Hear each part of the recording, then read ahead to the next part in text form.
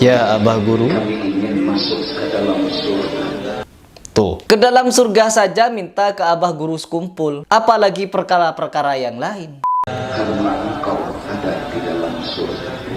Wuduh, tuh, karena engkau ada dalam surga. Bisa tahu kalau guru sekumpul sudah masuk surga, teman-teman. Kok bisa tahu? Tahu dari siapa? Sedangkan Rasulullah SAW saja hidup dengan puluhan ribu sahabat. Rasulullah hanya tahu 10 sahabat yang dijamin surga. Ini Rasul ini. Tiba-tiba ada guru Zudi tahu kalau guru sekumpul masuk surga. Nabi Muhammad kalah kasaf sama guru Zudi.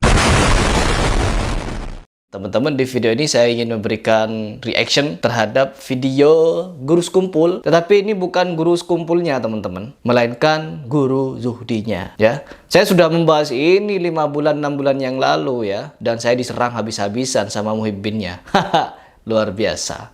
Gedap berusan ini. Dan saya dikatakan makomnya besi syariat, makomnya begini, makomnya begitu. Orang yang berbicara tentang makom, apakah kalian tahu makom-makom atau kedudukan seorang? Ya, tahu dari mana? Itu semua hanya Allah yang tahu, bukan kalian. Apakah karena saya tidak ikut torikoh-torikoh macam seperti itu, makom saya masih di syariat? Bahalul kalian kalau menilai orang dari seperti itu. Dan di sini, teman-teman, yang ingin saya bahas adalah kesyirikan yang benar-benar nyata di depan mata kita. Di mana guru zuhdi ini bukan lagi berdoa kepada Allah, tetapi berdoa kepada selain Allah, yaitu berdoa kepada guru sekumpul. Na'udzubillah min dzalik. Dan ini masih belum ada yang sadar. Kalian semua belum ada yang nyadar. Muhibbinnya guru sekumpul ini belum ada yang nyadar kalau hal demikian itu adalah suatu yang terlarang. Berdoa kepada ahli kubur. Aduh, apa-apaan itu? Ya Abah Guru, Kami ingin masuk ke dalam surga. tuh, ya Abah Guru, kami ingin masuk ke dalam surga. Ke dalam surga saja minta ke Abah Guru sekumpul, apalagi perkara-perkara yang lain. Fulus kertas merah yang halus-halus.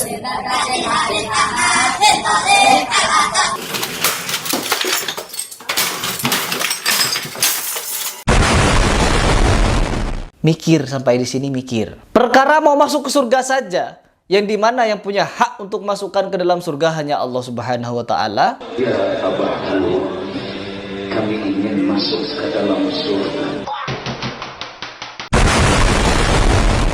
Ingat di sini ya, syafaat itu bukan hal sesuatu yang sembarangan, ya.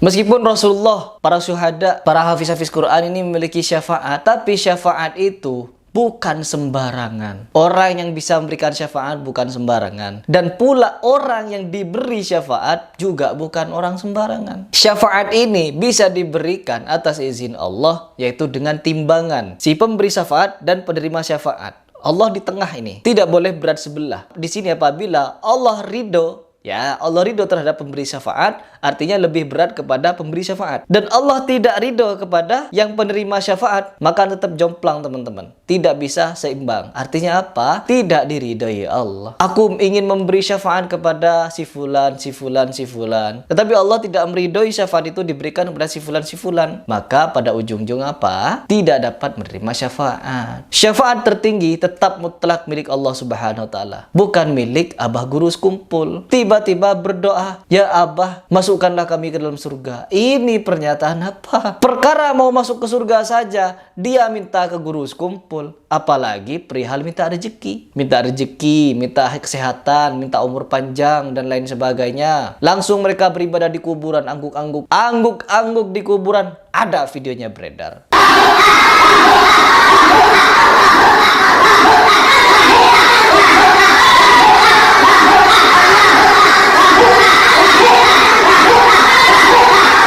Sedangkan kata Rasulullah SAW apa? Semua hamparan di dunia ini adalah milik Allah. Masjid-masjidnya Allah. Beribadahlah kalian di atas bumi, dimanapun kalian berpijak, tetapi hindari 2 hal, yaitu di WC, di kamar mandi, terus yang kedua di kuburan. Rasulullah melarang beribadah di kuburan. Ibadah itu apa? Yaitu sholat, berzikir. Sesuatu yang berbentuk ibadah itu dilarang oleh Nabi Muhammad SAW. Tiba-tiba ada manusia, segerombolan manusia di kuburan angguk-angguk, berzikir di kuburan. Zikir itu ibadah, teman-teman.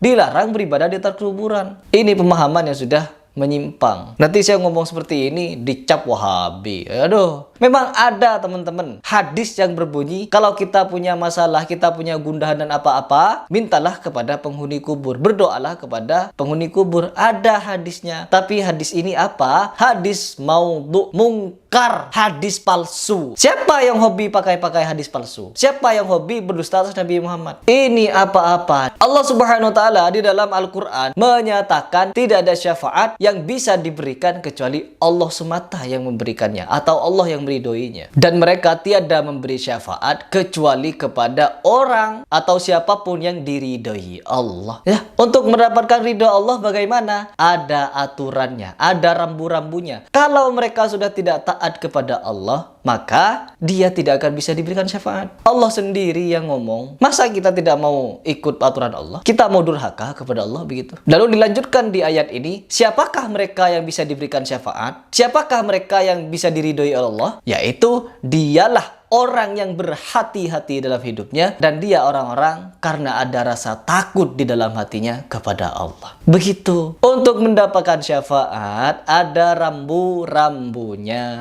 Tidak sembarangan orang bisa diberikan syafaat. Terus guru Zuhdi ini meminta ke Abah Guru Sekumpul, masukkanlah kami ke surga. Lalu nanti ketika saya membantah ini, saya dinyatakan ilmu belum sampai. Sedangkan di ayat lain, di surat yang lain, di surat An-Najm ayat ke-26, Allah jelas di situ memberikan rambu-rambu juga. Bahkan ini peringatan yang sangat tegas teman-teman. Tidak berguna syafaat siapapun apabila Allah tidak mengizinkan syafaat itu untuk diberikan kepada si fulan. Tiba-tiba kalian minta syafaat. Bukan minta ke Allah kalian, malah minta ke guru sekumpul. Ajaran siapa? Minta tolong untuk dimasukkan ke surga kepada guru sekumpul. Allah, mintalah ke Allah. Ya meskipun kita tahu guru sekumpul orang soleh, tetap dia tidak punya hak untuk memasukkan siapapun ke surga. Allah yang punya hak. Minta ke Allah saja, bukan minta ke guru sekumpul. Ini baru beberapa detik saya mereaction. Penjelasannya sudah sangat banyak ini. Oke, kita lanjut dulu. Karena engkau ada di dalam surga. Wuduh, tuh, karena engkau ada dalam surga. Bisa tahu kalau guru sekumpul sudah masuk surga, teman-teman. Kok bisa tahu? Tahu dari siapa? Sedangkan Rasulullah SAW saja hidup dengan puluhan ribu sahabat. Rasulullah hanya tahu 10 sahabat yang dijamin surga. Ini Rasul ini. Rasul hanya tahu 10 nama yang dijamin masuk surga. Tiba-tiba ada guru Zuhdi tahu kalau guru sekumpul masuk surga.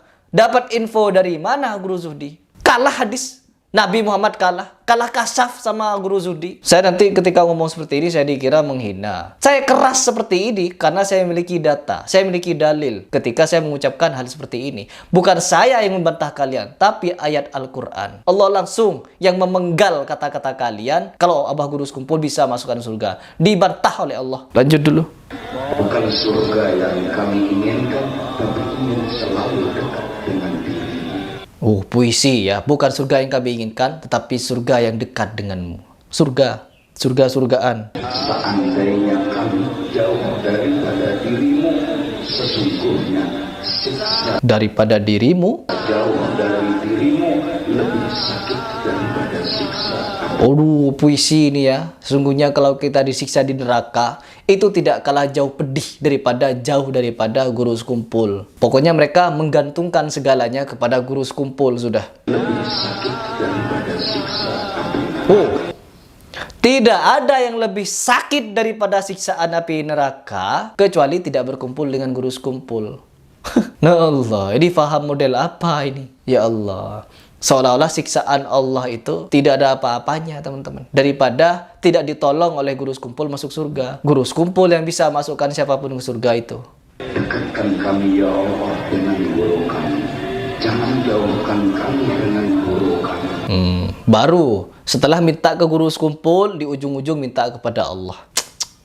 Allah nomor 2 ya. Jadikanlah kami orang yang dicintai oleh beliau. Jadikanlah kami orang yang dicintai oleh beliau. Disayangi dan diberi syafaat oleh beliau. Cinta yang kami miliki mudah-mudahan menyebabkan kami berkumpul dengan beliau dunia. Oke. Cinta yang dimiliki mudah-mudahan menjadi penyebab berkumpulnya di surga. Oke, cukup. Ini adalah sesuatu yang sudah tidak dapat dibenarkan. Di mana di awal-awal dia berdoa, dia langsung meminta kepada guru sekumpul untuk dimasukkan ke surga. Lalu di akhir-akhir baru minta ke Allah.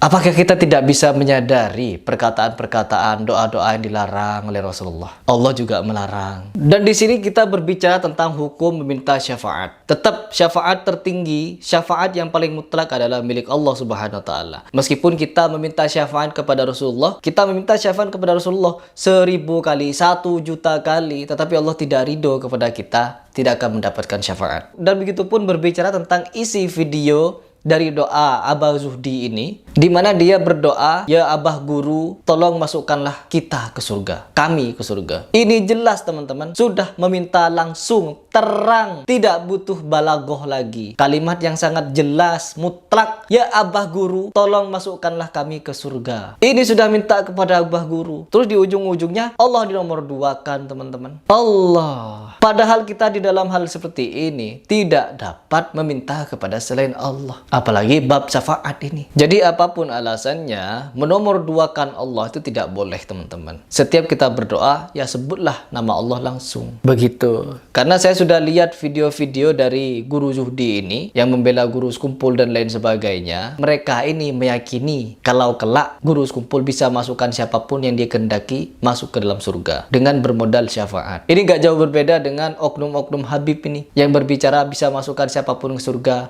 Bahkan ada orang ahli maksiat tidak pernah sholat sama sekali, tidak ngapa-ngapain, hanya bermaksiat terus-terusan. Cuma dikasih selembar kertas, ditaruh di belakang kepalanya ketika dia mati, lalu dia ngomong, "Man, nanti kalau kamu ketemu malaikat, gak usah kamu jawab, kasih kertas ini, kamu masuk surga tanpa hisab." Modelnya seperti ini. Nah, model-model seperti ini adalah doktrin untuk pengguluan. Ya, pengguluan kepada manusia. Na'udzubillah min dzalik. Baik teman-teman, mungkin itu saja yang ingin saya sampaikan kepada kalian. Saya tidak punya banyak kata, kecuali miris dengan fenomena seperti ini. Orang-orang mulai meminta kepada selain Allah, meminta kepada orang yang sudah mati, meminta kuburan, angguk-angguk di kuburan, ibadah di kuburan.